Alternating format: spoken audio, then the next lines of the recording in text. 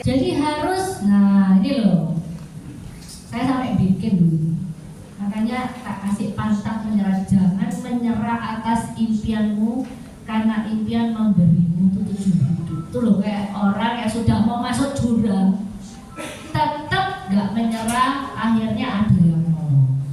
Nah itu meskipun tangannya itu penuh luka-luka, tetap bisa dibalut lukanya. Never give up, itu artinya jangan menyerah. Ya, kemudian nextnya, poin yang pertama tadi. Nah, ini ayatnya, jangan menyerah menghadapi masalah yang berhubungan dengan pasangan kita. Kita harus tunduk dan suami harus mengasihi istri kita, nggak boleh berlaku kasar. Katakan sekali lagi, suami-suami mana? Kasar. Jadi perkataan kebun binatang boleh keluar nggak? Ya kan? Terus kebun binatang, terus perkataan memaki-maki nggak boleh keluar dari mulut suami. Hukumannya titik, tidak ada koma. Titik harus dilakukan. Ya. Kemudian nada tinggi, overtone, gue itu sopo. Manggil suami, manggil istri, itu sopo gitu ya. Harus dipanggil sayang, sini ya, gitu dong, sayang. Sini dong, sweetheart, sini dong. Ya.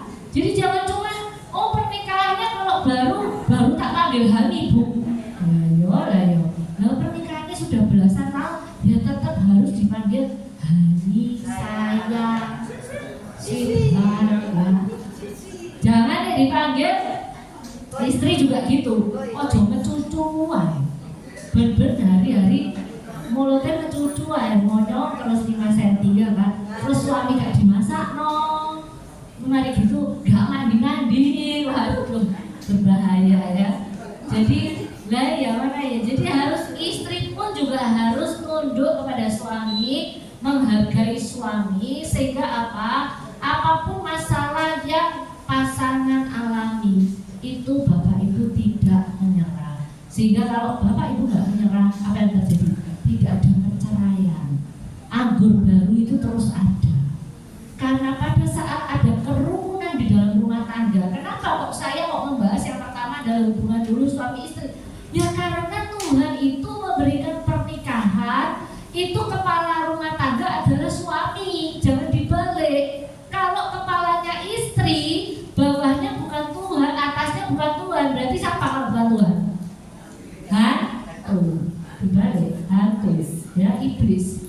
Kalau istri sampai sewenang-wenang sama suami, itu atasnya bukan Tuhan, wes gitu, titik. Berarti atasnya setan, iblis, ya. Tapi kalau atasnya adalah Tuhan, itu suami sebagai kepala, jadi istri sebagai lehernya. Dan di dalam kerukunan rumah tangga nanti lihat bapak ibu berkat-berkat yang baru dibukakan oleh bapak ibu. Karena dasar dari kekristenan yang pertama adalah keluarganya rukun dulu. Jangan menyerah di level keluarga. Ya, pasti kalau Tuhan itu menolong dulu, sekarang dan sampai selama-lamanya Tuhan pasti menolong.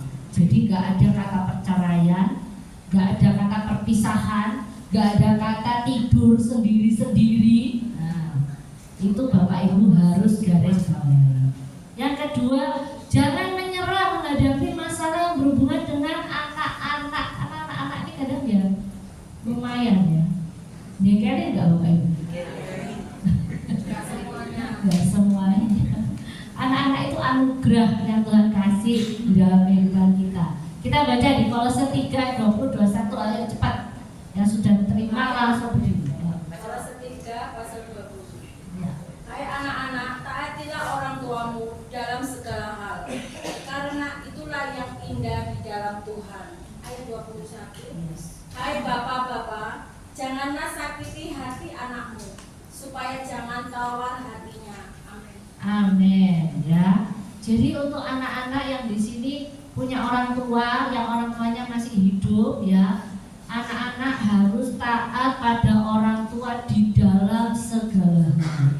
Meskipun orang tuanya sekarang jengkelin udah usia tua, udah sakit-sakit dan lain sebagainya, tetap harus menghormati, harus tetap taat kepada orang tua. Amin. Amin. Semuanya mau melakukan itu? Amin. Saya percaya bahwa saat Bapak Ibu bisa taat kepada orang tua Bapak Ibu, ada satu upah dari Bapak di surga yang akan diberikan, upah yang spesial yang Bapak Ibu akan terima dari Bapak di surga. Ya, saat kita itu menjadi anak yang takut akan Tuhan, yang gak kurang ajar, dalam artian dalam tanda garis apa? Tidak kurang ajar. Meskipun Bapak Ibu orang tuanya sederhana, jangan sewenang-wenang. Nah, itu. Terus orang tuanya lagi kondisi sakit, Bapak Ibu PPK harus yang merawatnya. Nah, saya katakan sekali lagi, kalau orang tuanya lagi sakit sampai nggak bisa turun dari tempat tidur, Bapak Ibu yang ada di PPK ini harus yang merawatnya. Karena saat Bapak Ibu ini merawat, nanti dia berkatnya double porsi dari Tuhan. Amin. Ada satu kesaksian, saya punya teman yang sekarang ini juga masih sakit, papa mertuanya duitnya punya duit banyak, tapi ya itu karena anaknya ini tidak dekat hubungannya dengan papanya, sehingga apa?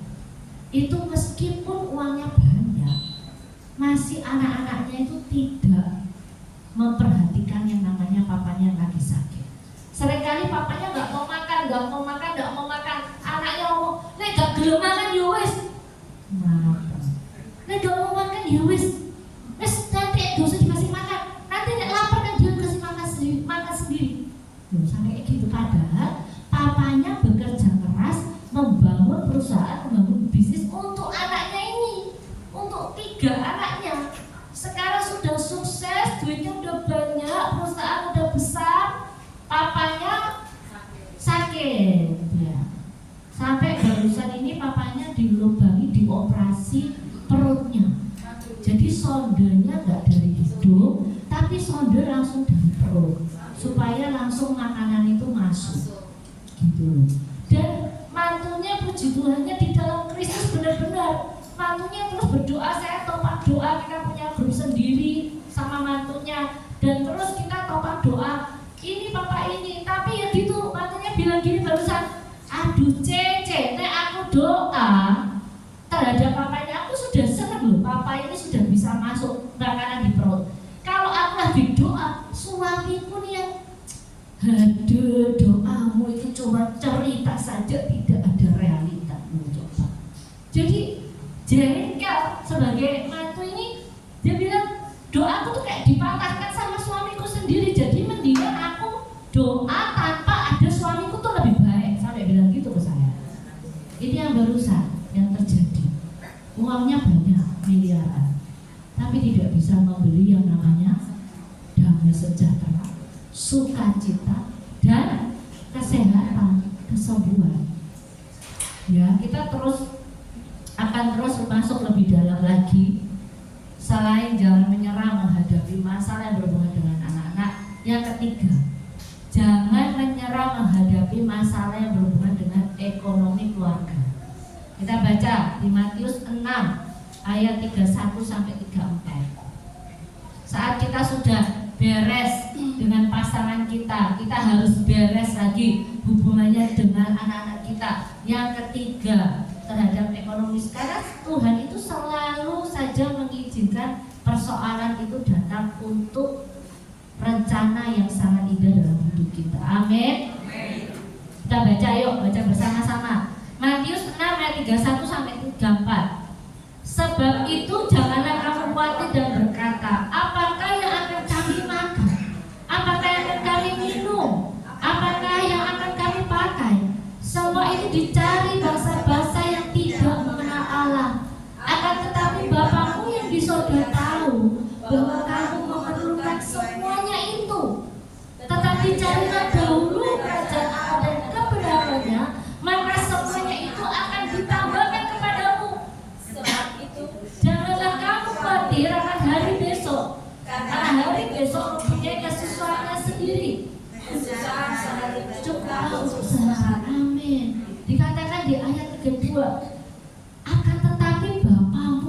surga tahu bahwa kamu memerlukan semuanya itu. Jadi Bapak di surga tahu nggak kalau kita lagi BU? Tahu nggak kalau dompetnya kita lagi kosong? Ya, tahu nggak kalau kesini itu transportnya itu kita duitnya pas-pasan dan ada yang nggak bisa bayar bemo, mungkin nggak bisa kasih ke supir bemo. Tahu nggak Bapak di surga? Tahu.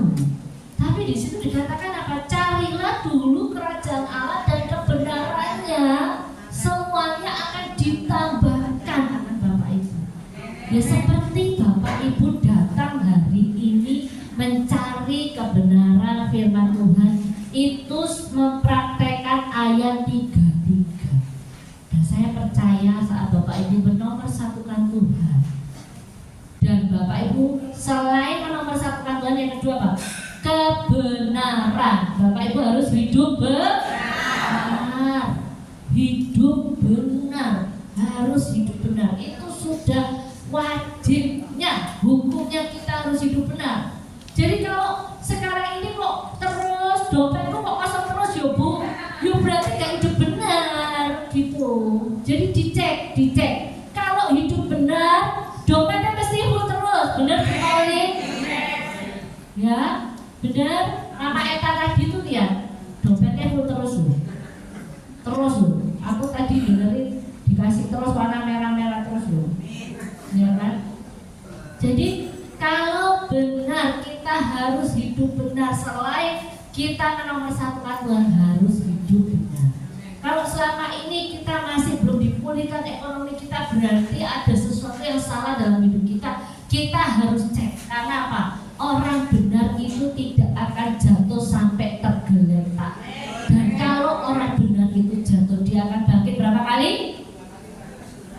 7 kali dia akan bangkit. Gak main-main loh. 7 kali dia akan bangkit. Jadi apa? Jatuh lagi, bangkit lagi, jatuh lagi, bangkit lagi. Yang ketujuh bangkitnya makin tinggi. Karena saya percaya saat kita jatuh itu kita seperti jatuhnya tuh kalau di dalam Kristus itu seperti kayak di atas per, gitu ya. Jadi kasur yang ada pernya itu begitu jatuh terbang tinggi, jatuh makin terbang tinggi, gitu. Tidak akan jatuh sampai tergeletak. Tapi kalau orang fasik jatuh, dia pasti tergeletak dan tidak akan bangkit lagi, tidak ada bangun lagi. Makanya kita harus sekarang ini cepet-cepetan Bapak Ibu cari jiwa terus di sekitar kita. Tadi saya suka itu di rel kereta api, saya senang banget. Di rel kereta api kita jangkau jiwa. Ayo bikin apa, konsel daerah situ. Ayo yang sakit tak doakan ya, nanti Tuhan Yesusku bisa menyembuhkanmu. Gitu terus, cepet-cepetan cari jiwa sekarang ini. Supaya apa? Banyak yang orang benar di antara kita. Banyak jiwa yang diselamatkan saat-saat ini. Ya. Kemudian untuk selanjutnya yang keempat, jangan menyerah menghadapi masalah yang berhubungan dengan pekerjaan. Kita mau baca ayatnya di Mazmur 20 ayat yang ke-6. Yang lainnya Bapak Ibu catat ya, ayat yang lainnya Bapak Ibu catat. Jadi nanti baca sendiri di rumah. Sekarang aku tahu bahwa Tuhan memberi kemenangan kepada orang yang diurapinya dan menjawabnya dari surganya yang kudus dengan kemenangan yang gilang gemilang oleh tangan kanannya. Jadi kita semua orang-orang yang diurapi Tuhan itu semuanya akan mendapatkan kemenangan. Amin. Dan ayat yang ke-6, kami mau bersorak-sorai tentang kemenangan-Mu dan mengangkat panji-panji demi nama Allah kita. Kiranya Tuhan memenuhi segala permintaan-Mu. Kemudian ayat yang di atasnya lagi, ayat 2. Kiranya Tuhan menjawab engkau pada waktu kesesatan. Kiranya nama Allah Yakub membentengi engkau. Kiranya dikirimkannya bantuan kepadamu dari tempat kudus dan disokongnya engkau dari Sion. Kiranya diingatnya segala korban persembahanmu dan disukainya korban bakaranmu. Ada Selah. Kemudian kiranya diberikannya kepadamu apa yang kau kehendaki, dan dijadikannya berhasil apa yang kau rancangkan. Siapa yang mau menerima ini semua? Tepuk tangan buat Tuhan Yesus Kristus. Ayat keempat apa? Kiranya diingatnya segala korban persembahanmu dan disukanya korban bakaranmu. Berarti Bapak Ibu jangan pelit. Apa? Ngomongnya jangan pelit. Karena di sini dikatakan Tuhan itu disukakan akan segala korban persembahan dan korban bakaran. Jadi buat Tuhan jangan hitung-hitungan. Ayo ngomong sebelahnya, ojo hitung-hitungan ambil Tuhan. Ojo hitung-hitungan ambil kancamu. Ojo hitung-hitungan ambil keluargamu. Ojo hitung-hitungan ambil gerejamu. Ya, ojo hitung-hitungan ambil pelayananmu. Ya, karena di sini tuh dikatakan apa? Pekerjaan itu simple, akan pasti diberkati Tuhan. Syaratnya cuma satu, Bapak Ibu harus menabur. Saat menabur, tingkap langit dibukakan, itu rumusnya. Jadi nggak perlu bingung, telepon sana sini, minta didoakan sana sini untuk cari pekerjaan, karena rumusnya sudah tak kasih tahu hari ini. Kalau nggak ngerti kemarin-kemarin, sekarang udah tahu rumusnya. Rumusnya apa? Menabur. Ingat loh ya, jangan pelit. Rumusnya 3. Ojo buat teman. Coba nanti pas dikasih berat, kayak aku dewe kok enak. Kayak aku di. Iku beras-berasmu. Nek iso berasnya kocek tak jupuk. Ya loh. Nek di sini buanter banter saya itu luar biasa kalau sama jemaat PPK. Nomor 1 buanter jawab, terus saya dilaku amin paling buanter, tapi pancetan.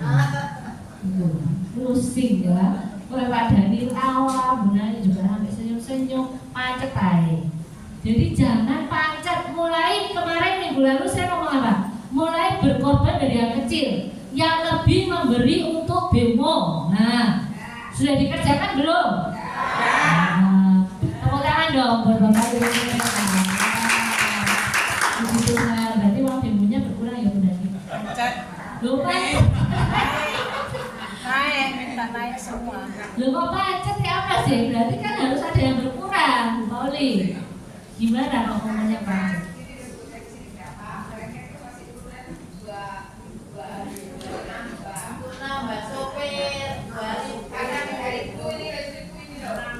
Oke, udah nanti kita evaluasi lagi.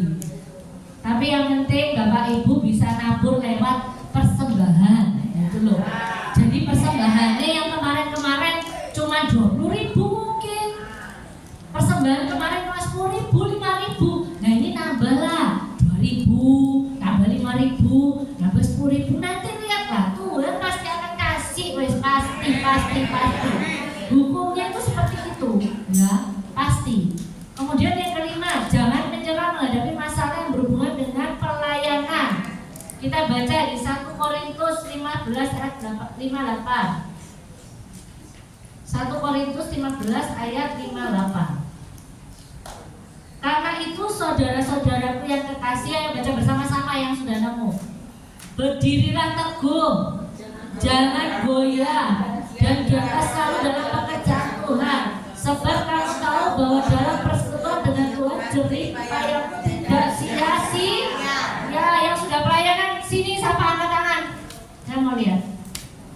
Yang sudah masuk dalam bidang pelayanan, coba sedikit.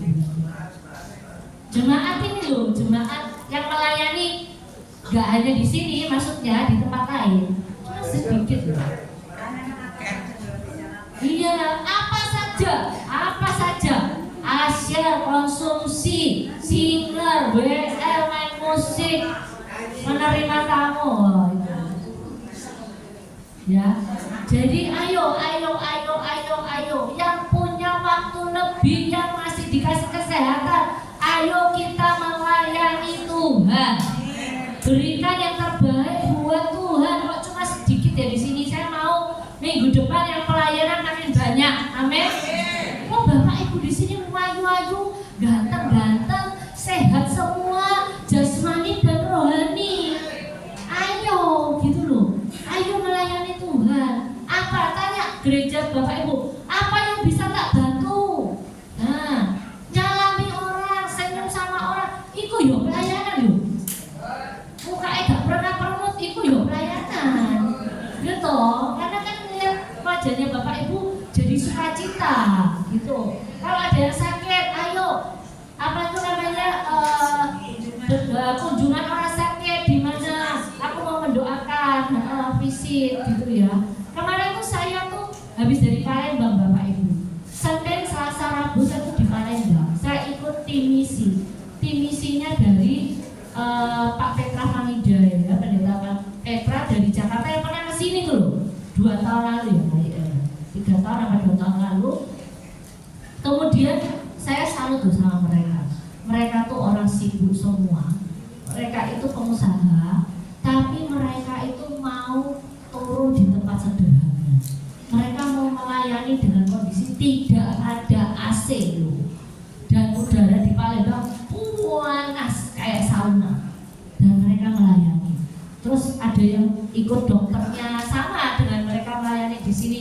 Dokternya cek kesehatan dan lain sebagainya. Terus ada yang ngajari masak juga, masak brownies. Nanti saya sharing ya, browniesnya gampang, enak, tenang. 2 nastar ketupat, kue nanas ketupat. Itu nanti Bapak Ibu bisa bikin. Ini resepnya sudah ada di saya. Bisa bikin, enak juga nastare. Terus yang ketiga, coklat chip cookies, kue kering coklat. Gampang, semua bikinnya gampang. Dan itu bisa dipraktekkan nanti Bapak Ibu di sini bisa langsung praktek di rumah. Ini mumpung hari raya jualan kue kering. Jualan kue kering, tapi yang rasanya enak. Jangan yang rasanya enggak enak. Nanti saya share ya. Jadi itu kemarin kita pelayanan di Palembang itu, dan ternyata Bapak Ibu tahu nggak? Ternyata tempat itu kan STT Tanjung Eni, Pak Beni di sana. Itu adalah sekolahnya Pak Petra. Ternyata dulu waktu Pak Petra itu mau mati, ini saya cerita loh, Pak Petra Famida yang sekarang pendeta besar di Jakarta, dia mau mati terkena overdosis narkoba, dan dia dibawa ke situ, beratnya 42 kilo, ngiler-ngiler, gemeteran semua, yang benar-benar sudah mau mati, kurus kering kerontang. Masukkan di dalam situ, dan orang-orang di situ itu kasih dia makan, kasih dia minum, dia muntah, dia apa, dia semuanya. Saat dia gak karu-karuan, satu kata yang Pak Petra selalu ingat apa? Saya beruntung ada di tempat ini. Kalau saya di luar dari sekolah teologi ini, saya akan mati. Cuma itu. Jadi dia mengucap syukur, suruh nguras sapi tank, suruh nguras toilet, dia nguras. Wah, baunya awalnya bau banget pakai masker sampai nggak pakai masker, nguras. Karena ada penyumbatan di toilet, buang air besar. Suruh cabutin rumput, suruh buang sampah, suruh sapu, suruh ngepel, semua dia kerjakan. Dan ditunjuki ruangan asramanya dia itu, turunnya tangganya ratusan tangga, Bapak Ibu. Jadi kayak tangga dari Bromo turun terus ke bawah, itu ruangan tempat tidurnya dia. Di situ dia tidur 3 orang. Tuan ranjang tumpuk, dia yang paling atas. Terus ada kasur lagi yang di bawah. Dia kasur susun, dia tidur yang di atas. Saat pertama kali dia sekolah teologi di situ, tahu yang terjadi kan? Dia dari Jakarta, anak kota loh, anak kota ditaruh di hutan situ, daerah pedalaman situ. Dia itu awal pertama kalinya bajunya disobek. Jadi saat dia jemur baju, dia mau pakai baju, disobeki bajunya. Sampai dia bilang gini, aku ini salah apa loh, kok bajuku disobeki, handukku disobeki. Sampai dia ngomong sama dosennya, Pak, ini kenapa Pak, bajuku kok disobeki? Ini kenapa Pak, handukku kok disobeki? Tapi dosennya ngomong gini, Sudah, kamu tetap aja semangat, jangan menyerah, jangan putus asa, lanjut sekolah, sampai akhirnya dia sekarang jadi besar.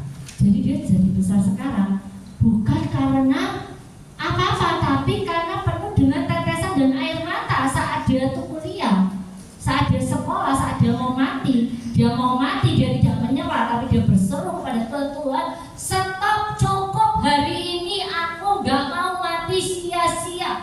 Kalau Tuhan benar-benar ada dan hidup, aku gak mati. Saat dia sekarat, kan kalau Pak Ibu tahu itu ya, orang-orang di sini tahu kalau yang anak narkoba sekarat overdosis, mama papanya gak mau tahu, mama papanya hamba Tuhan bilang, mamanya ngomong, urusanmu sendiri Petra, karena kamu yang berbuat, kamu yang urusan sama hal itu. Sekarang papa mama gak bisa bantu, gak ada duit, semuanya gak bisa bantu. Kalau memang kamu harus mati, ya sudah, mama relakan kamu mati. Tapi kalau Tuhan menghendaki kamu hidup, ya sudah, kamu doa sama Tuhan. Hanya Tuhanmu saja saat ini yang bisa menolong kamu saat ini. Sekarang luar biasa diberkati loh, luar biasa loh, 2 digit loh kalau dia sekali khotbah. Kalau dia bisa khotbah di tempat ini dengan gratis, itu kasih karunia. Karena dia rata-rata kalau bawa firman itu luar biasa, persembahannya luar biasa, ya. Termasuk hamba Tuhan yang benar-benar dipakai, diurapi oleh Tuhan luar biasa, dan banyak banget jiwa, banyak banget gereja besar-besar. Dan saat itu dia juga mengatakan saat dia mulai merintis gereja menjadi gembala, di mana dia itu dulunya adalah selalu ribuan orang dia melayani, dan dia memutuskan untuk jadi gembala. Itu juga tidak mudah. Dia juga cerita bagaimana perjalanan hidupnya. Makanya Bapak Ibu, saya katakan jangan pernah menyerah atas apapun juga. Pelayananmu, kamu masih diapain sih? Maksudnya gak sampai kayak Tuhan Yesus itu loh, kalau sudah menyerah. Tuhan Yesus saya sampai dicambuk, dikasih mahkota dunia, tetap loh dia melayani Bapak Ibu. Tetap dia itu memberikan darahnya yang mahal untuk menebus dosa kita semua. Jadi kalau pelayanan masih dirasani, masih maksudnya sikut sana sikut sini, wes gak apa-apa. Yang penting Bapak Ibu fokus sama Tuhan Yesus. Ayo yang sebelahnya yang ngantuk-ngantuk ditepuk, aku semangat, ojo ngantuk ae, sini ojo turu ae, mau kesini loh, mau buat terima firman Tuhan, supaya Bapak Ibu lebih lagi melejit dalam pelayanan, dalam keluarga, dalam ekonomi.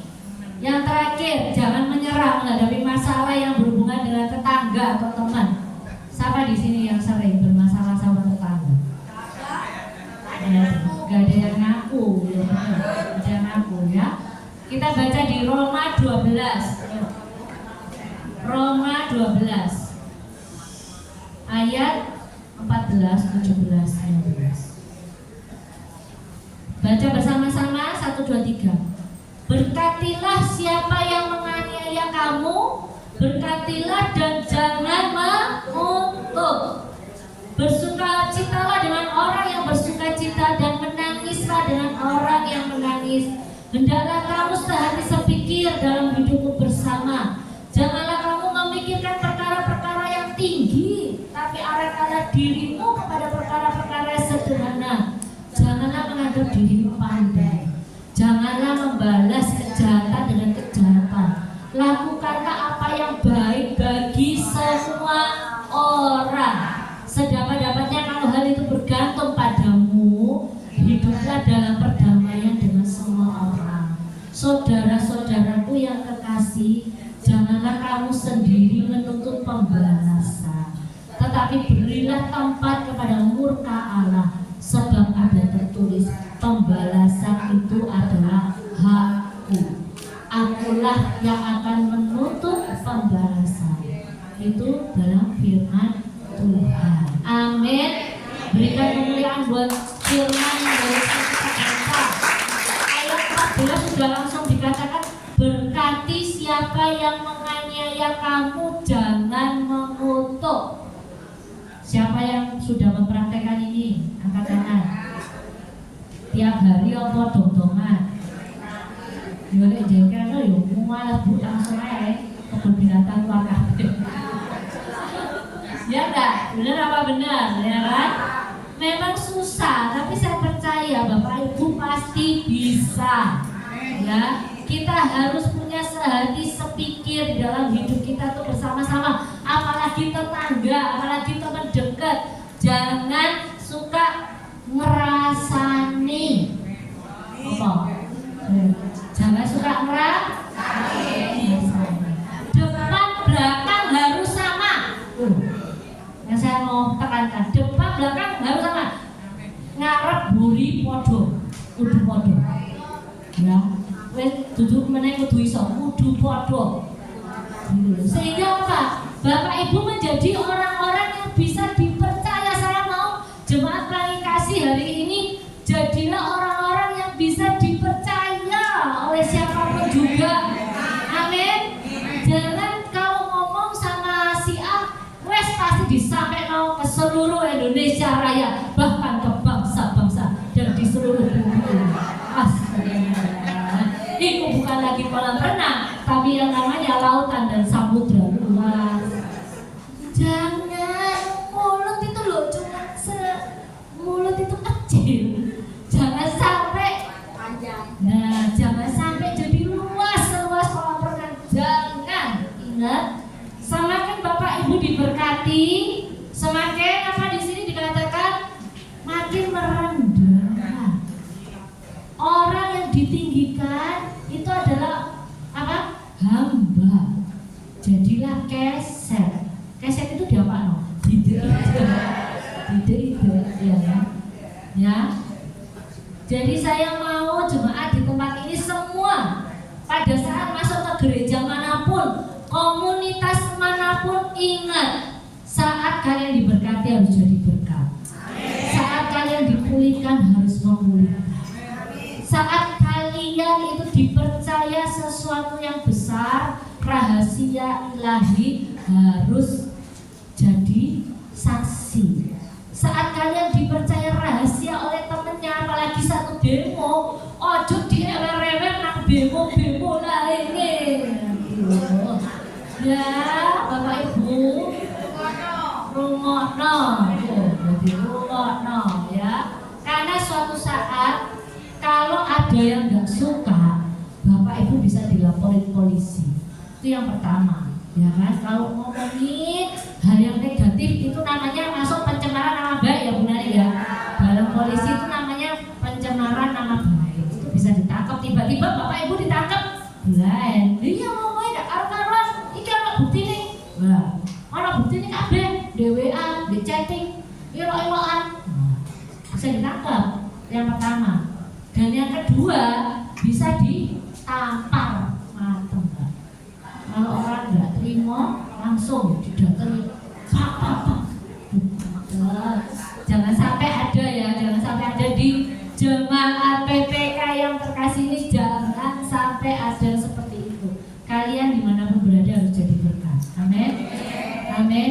Jadi saya nggak mau ada yang bermasalah terhadap apapun siapapun. Dan dalam hati kalian harus punya hati yang bersih. Jangan hati yang penuh dendam. Jangan punya hati yang penuh kepahitan. Itu yang dimaksud jangan menyerah menghadapi masalah berhubungan dengan tetangga teman. Yang terakhir, slide yang terakhir ada gambarnya tuh. 1 Korintus 13. Kenapa enggak boleh nyerah? Karena itu loh lebih parah orangnya yang digambar. Bawa batunya berat banget. 1 Korintus 13 itu jadi ayat emas saya setiap hari dalam saya menjalani hidup saya. Pencobaan-pencobaan yang kamu alami ialah pencobaan-pencobaan biasa yang tidak melebihi kekuatan manusia.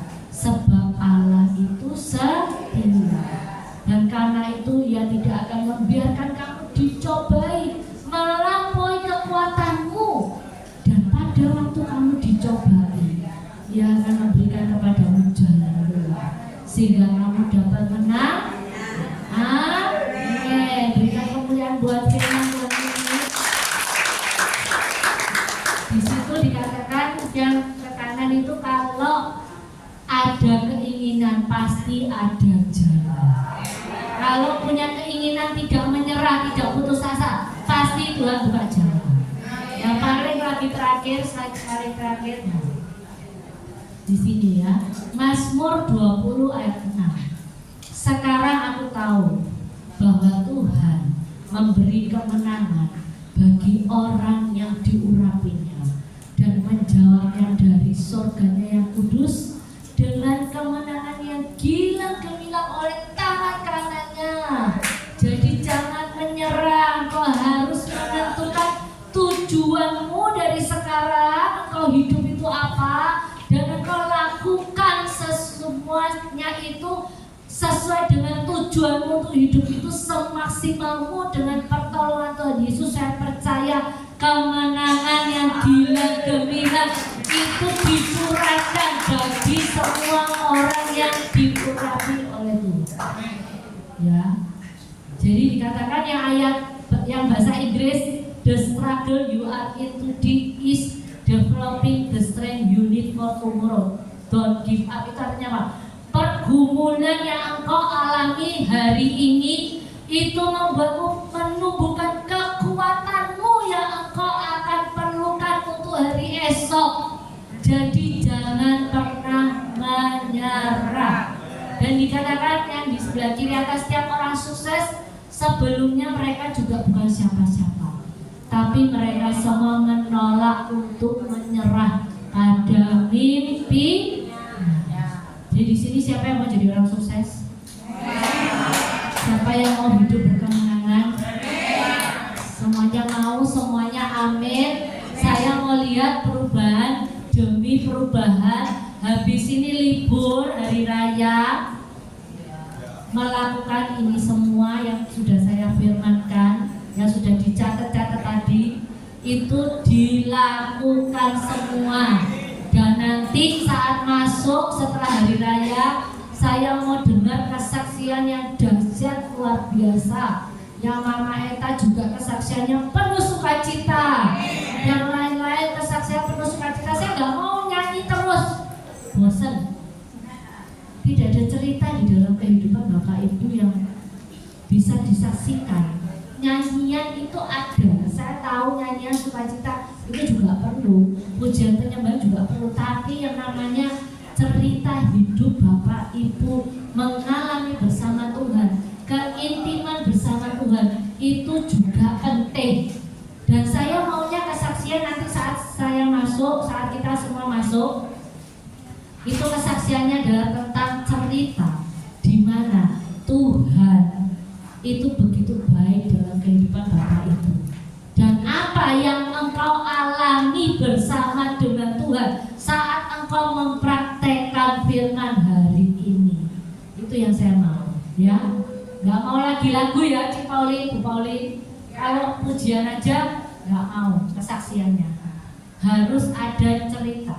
Bagaimana Tuhan itu membawa mereka semua untuk mengalami hal-hal yang penuh dengan kemenangan dalam hidup. Ya, itu yang mau saksikan, yang disaksikan, dan supaya semuanya menjadi berkat bagi semuanya yang ada di sini. Amin. Mari kita angkat tangan kita mau berdoa. Bapak, kami berterima kasih buat siang hari ini. Hamba-Mu sudah selesai menyampaikan isi firman-Mu, isi hati-Mu Tuhan.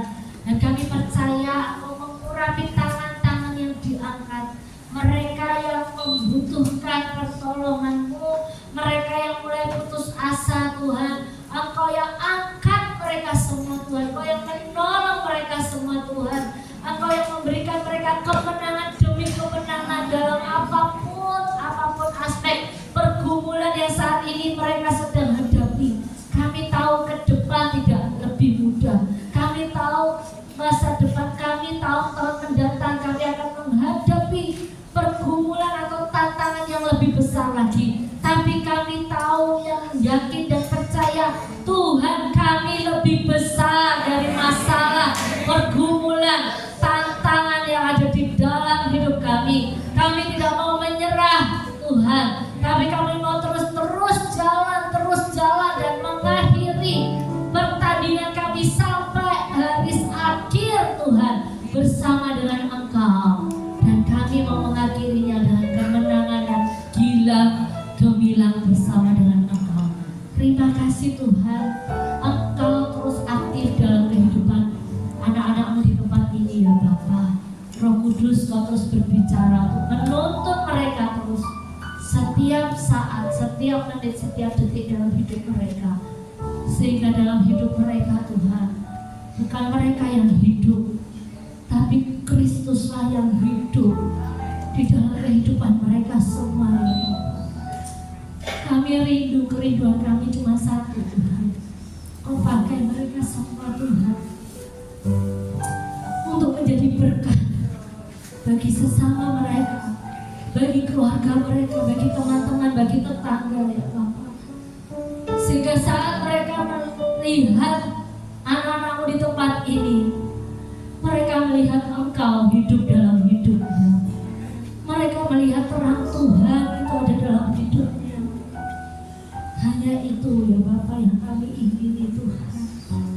Karena Kau sangat mengasihi umat-Mu, anak-anak-Mu yang ada di tempat ini.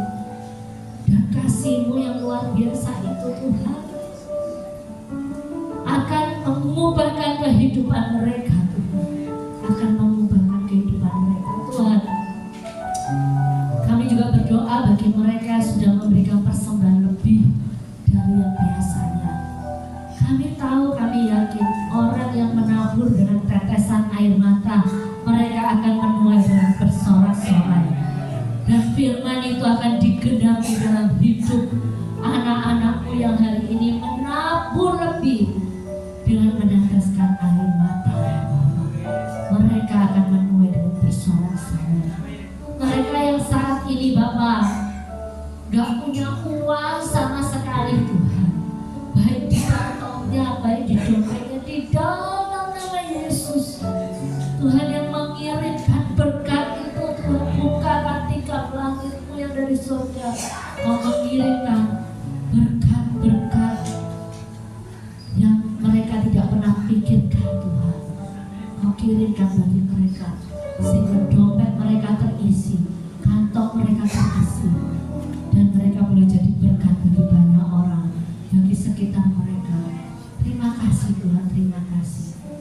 Kami percaya Tuhan, kalau Engkau bisa memakai kami semua boleh ada di tempat ini, Engkau juga akan memakai anak-anak-Mu semua yang hadir pada siang hari ini, tidak terkecuali.